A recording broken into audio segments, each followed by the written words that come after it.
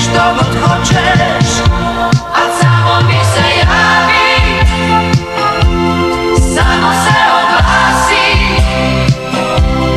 da ti makar telefonom ljubim sjede glasi, a samo mi se javi, samo se oglasi, da ti makar telefonom ljubim sjede glasi. Ugasili smo davno petrolejke i luči i posjekli su kesten za telefonske žice.